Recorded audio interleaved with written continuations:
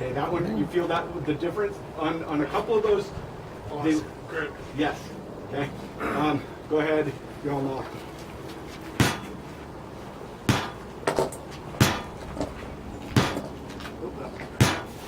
Okay. John? Go get it. Break it. Go ahead and hit it a little bit better. There we go.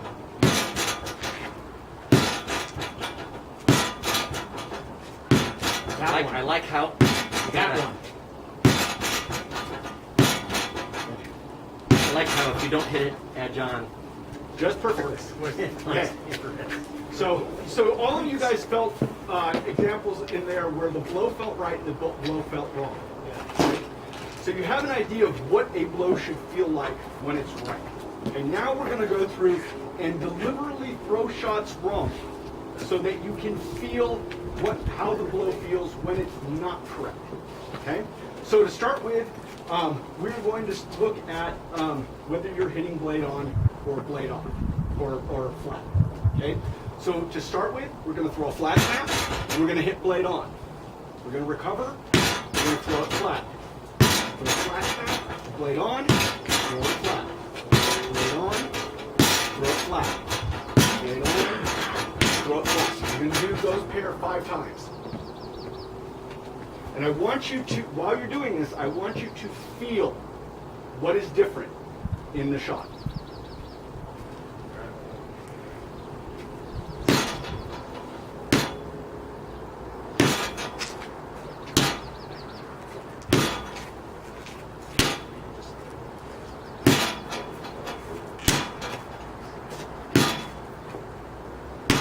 Okay, that's 5.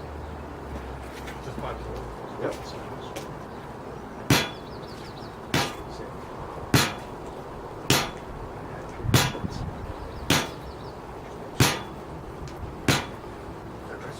Yep. You can hit it just a tiny bit harder. I mean, you're still getting the feel. Yeah. Ugh.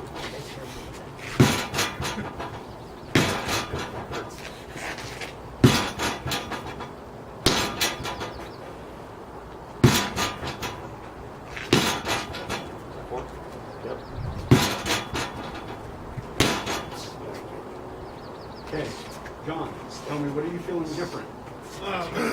When striking true, it was nice, firm, and solid. It didn't vibrate at all. When I hit the flat side of that, it actually just rang through my fingertips and my wrist. Perfect. What were you feeling? Yeah, same thing. What I notice is when I go to deliberately throw it flat, I have to change my elbow angle and my wrist angle because hitting proper, you use your curl your knuckles in to hit it correctly. So that means when you're fighting, if your knuckles are curled in, you know you're doing something wrong. Right. Okay, and you did this with us before. Do you have anything to add? I guess other than, the way it feels in your arm, when you hit it flat, it's like the blade doesn't want to even be in your hand anymore. Right. It's like trying to pop out. It wants to wobble a whole lot, right? Because when you hit on the edge, on the edge of the sword, right, we're transmitting the force along the thickest part of the blade that doesn't want to wobble. When we transmit it along this surface, it has a lot more flexibility, right? Okay. Now, what I want you to do is I want you to hit slightly flat. So at about a 45-degree angle. Okay, I'm not hitting it perfectly flat, I'm hitting it about 45 degrees. And you're going to throw blade on, slightly flat. Blade on, slightly flat. Blade on, slightly flat.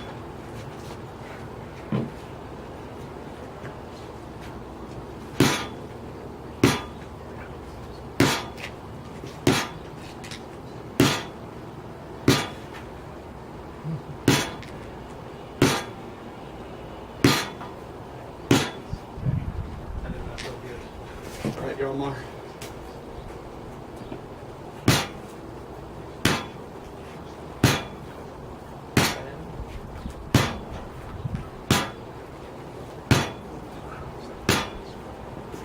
All right, John? Yep. Your Grace?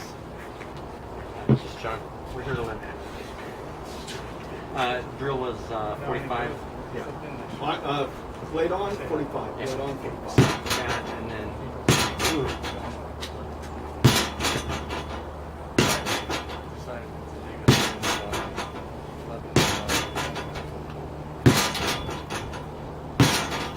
Oh, I really felt that one. Chicken. It's a 5? Yep. Right after. Okay. What are you feeling different? Well, we know what it's doing, is it's actually forcing me to get more edge on with the real shots. It's easier to throw edge on now than it is to throw slightly edge off. Because I'm really thinking, I've never thought about it as much with rattan sword because you can't tell as much Right. when you're off with the edge. Unless you've got a really good handle. But even then, you're not always sure. So it's leading with these knuckles here. It's really key to throwing that snap. These knuckles need to be headed right towards your target. If there's any curl up or down. Okay. So what were you feeling? Right in the fingertips whenever you're going edge up. Fingertips wanted to come out of my hand. It wasn't very sure what the actual edge in strike. It's true. So the big thing I want you to feel on this, and you're right, it's coming out of your hand. But the reason it's coming out of your hand is that it's turning in your hand, right? Yes. When we hit perfectly blade on, right, the momentum affecting the front of the blade stops, and the momentum affecting the back of the blade drives through the front of the blade. When you hit slightly off, the front of the blade stops, and momentum affecting the back of the blade wants to keep going, but part of that vector is going to have it turn in your hand, right? Okay, so this is the definition of hitting blade on versus hitting flat. Okay, every single shot that we throw has a plane of rotation, unless we're talking about thrusts, right? Throw a flat snap. This is my plane of rotation. I throw an offside body. Here's my plane of rotation. Throw the leg roll. Here's my plane of rotation. Maul in a leg. Here's my plane of rotation. Okay? At the point of impact, my sword has to be parallel to that plane, right? That's what allows the momentum affecting the back of the blade to drive through the front of the blade. Now, you'll hear a lot of people talk about, hitting blade on is, they'll be showing a picture and they'll see the blade like this and they'll say, that shot is flat. Whether you're blade on or not has nothing to do with the surface that it's landing against. It has everything to do with the plane that it's rotating in, right? So it's not where it's at, but where it was where it's at in relation to where it was. So you cannot see whether or not a shot is flat, with some rare exceptions, based on a photo. Okay? You have to see a sequence of the shot developing to determine whether or not it's blade on. So what you're saying is that an exaggerated version of this would be a shot that's going like this, right? Right. Is technically flat because Right. we're not following The plane that's Got it. rotating it. Exactly. So you'll see when we throw. If you see a picture like this, right? Is this shot blade on? We don't know. If my sword is rotating in this plane, it's blade on. If I'm rotating in this plane, it's hitting flat. Okay? All right, so that's the first geometry of blade mechanics. The second one has to do with hitting in the sweet spot versus hitting tippy or hitting short. Okay? So we're going to start here. Okay? We're going to go over hitting tippy first. We're right in the sweet spot of the sword. We're going to throw the shot. We're going to recover. We're going to step out 3 to 6 inches. So I'm hitting with the tip. Slide in, hit with the sweet spot. Slide out, hit with the tip. Slide in, hit with the sweet spot. Slide out, hit with the tip.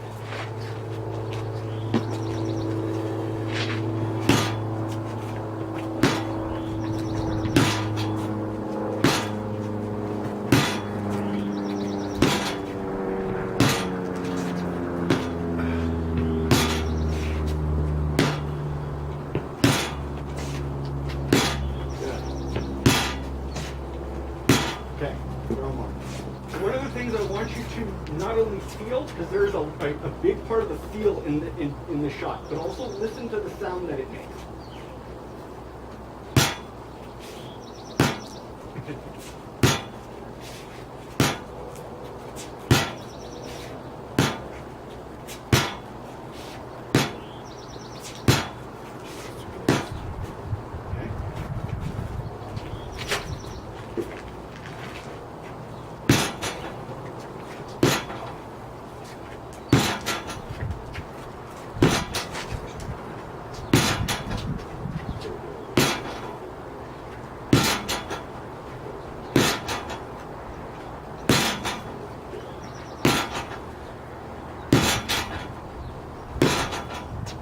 That bounces within it. Yes. That's one of the things. What do you feel? I feel like on the in you have a lot more power behind the hit. It doesn't vibrate at all. Right. It's straight, goes straight through. You feel it. Hitting from the tip has kind of the same thing when I was hitting fly, I guess. Vibrated, didn't feel good at all. It didn't even feel like I was doing anything. Okay. Well, there's no fulcrum behind a tip shot because all the weight is backwards at the point of impact. So there's nothing beyond it. Whereas when you hit the sweet spot, you've got this weight and this momentum to drive the shot in, which is farther out. Therefore, it's a lever. Right. So you're not transmitting as much force. It's a little harder to heal here again because this pell is well padded. Is that the pitch gets much higher, right, when you hit tippy.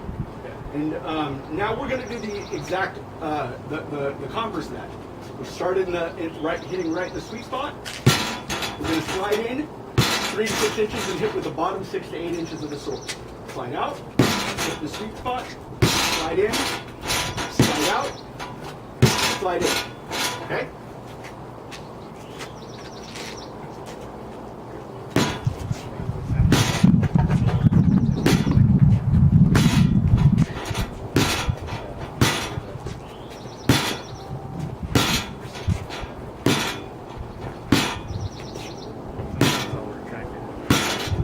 Okay. Go more.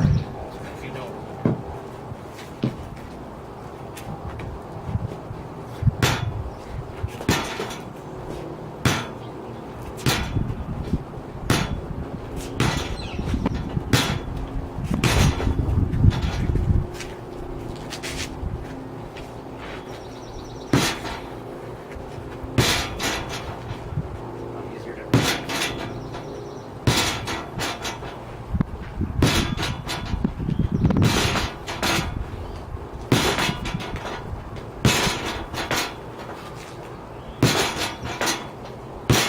Okay. What are you feeling? I'm noticing the closer you are, it seems like if your blade is a little bit, if your edge is a little off, it'll actually torque a lot more than at the sweet spot of the tip. You really notice if your knuckles and your travel in that plane that you're talking about, if it's off, you're going to feel it right away. Right. What are you feeling, John? Yeah, same. Like it felt like hitting the sweet spot felt natural. Hitting lower didn't. Like I also noticed. I don't know. This is just me putting more into it, but I felt like I hit harder, but at the same time, it didn't feel right in my hand. It didn't feel more rigid. Yeah, it vibrated through my all over Yes. my elbow. That right there is what I wanted you to feel. The turning in your hand thing, I don't know why that happens more. It's mostly because on the short, when it's really, really short, we have to adjust the plane of the blade more in our hand for it to compensate. I think it's because there's more weight and therefore there's more static, or there's more inertia out here. It's like you're So trying to swing around. there's a lot more to do this than here or here. Gotcha.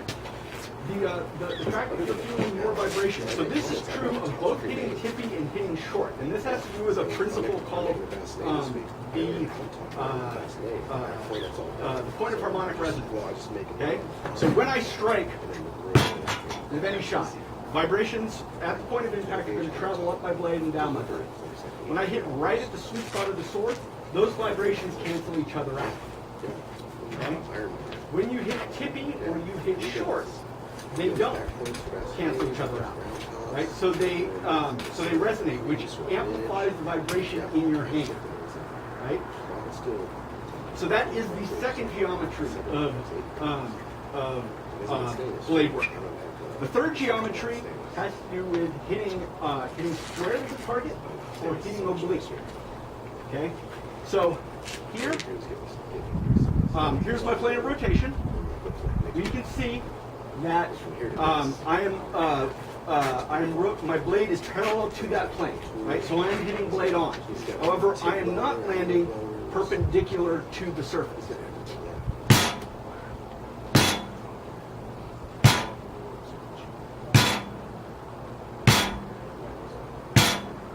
Okay. Now I'm going to turn my blade, so I'm rotating here, and now I'm being perpendicular.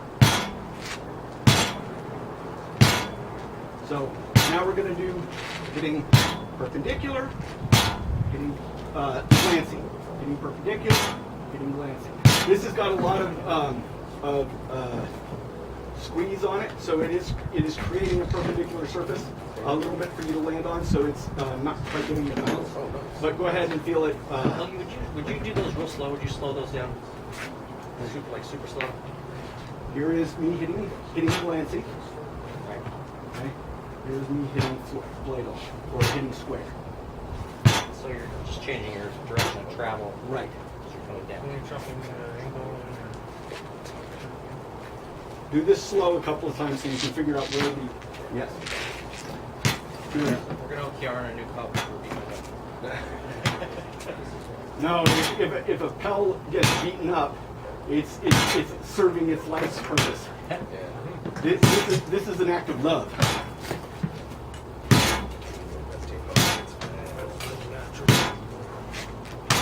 Okay. Go more.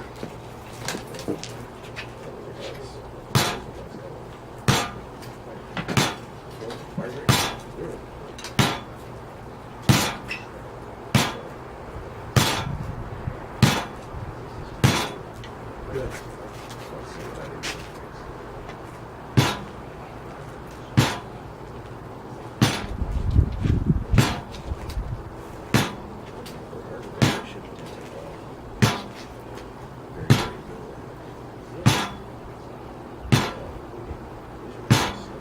It takes a little more work to change that. Yeah, you gotta move your whole body. But you gotta instead of trying to curve it, you gotta let it drop into that plane early, and let it rotate in. Get it so you're getting it into the plane first, and then letting it rotate. What are you feeling, John? Well, as I mentioned, I think it takes a little more work to get that shot. Because like you said, you gotta, I think there's a drop on the shoulder to change that plane, but I'm also trying to force it into a bit of an arc.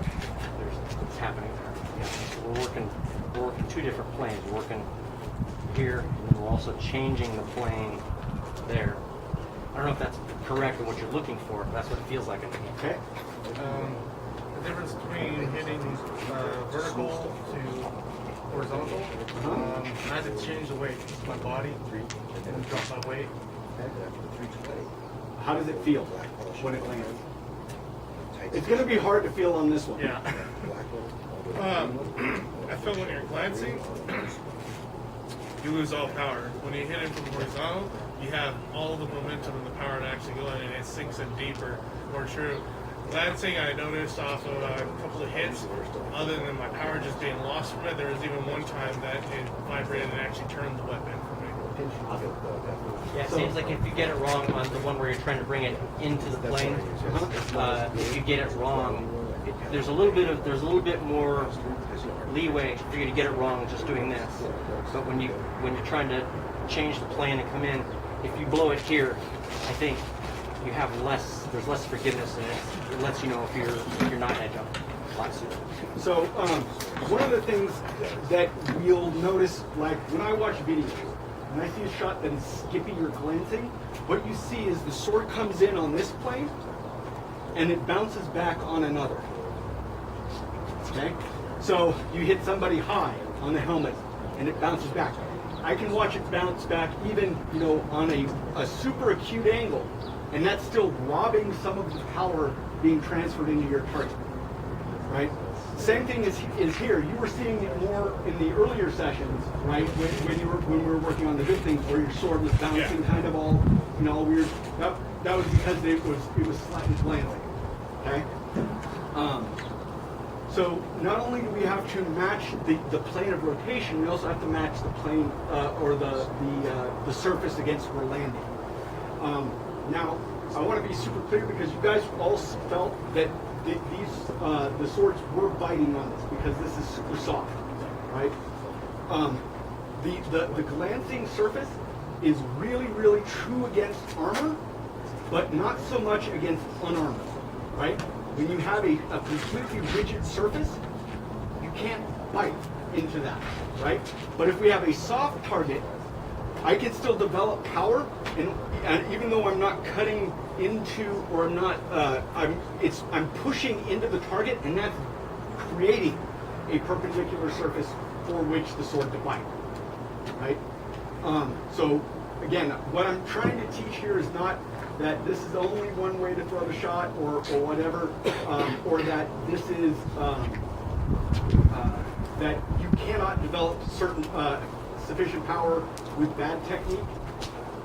But what I want you to feel is how it feels different, right? Because that's going to tell you when you're doing your pell work, when it's right, when it's wrong, and how to correct it. The last geometry of sword work I want to go through is called tip trap. Now, when you are throwing, especially rotational shots like cuts, right? Part of the power I develop is based on how much the tip travels, or how far the tip goes. So when we work on what's called refinement of our shots, we go from trying to take a large motion and make it increasingly small, right? We're working on refining the efficiency of the shot. So the shortest possible path between my sword and that target there is about like that, right?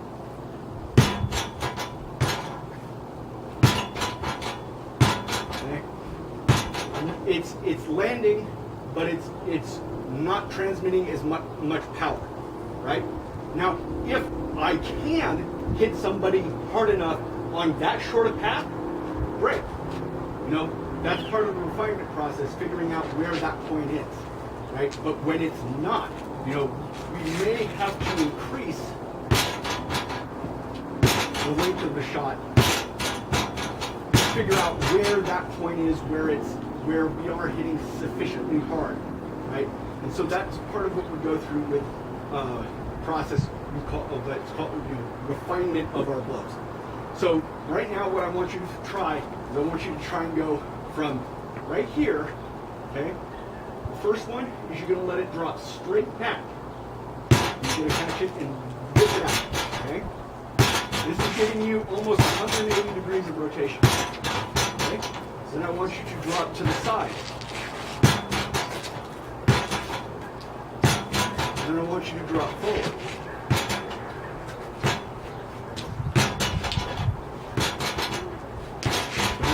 Feel what each of those are. So each time the weapon is dropping back or to the side or forward? Right. And you're pulling into the target once it reaches into the plane.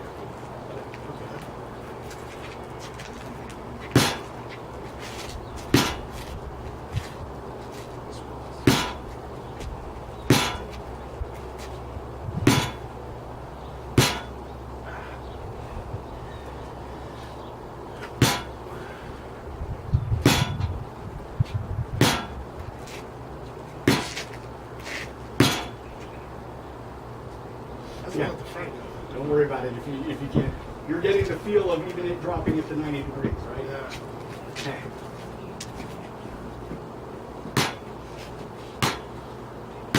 By forward, you mean letting it fall forward? Yes. So think of it as you can even do it from starting. Like you can start just straight from here on your shoulder and let it come out, versus letting it start from here, versus from right here. Okay. Like you start here, here.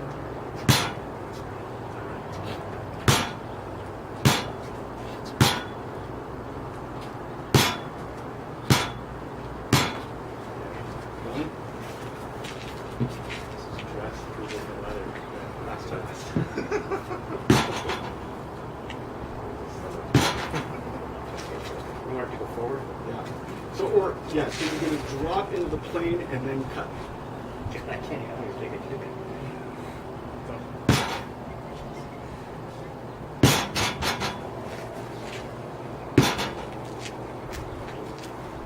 Really feel how much it robs you Yeah. the farther forward you go. So on each of these shots, one of the things that you will have happen, right, is your hand is moving in the shortest path, right? You're letting the tip rotate around that point, right? So we can still make this shot super short, right? We're just chaining all these muscles together so that we increase the length of the tip travel, but it still takes about the same amount of time to actually transit into its target.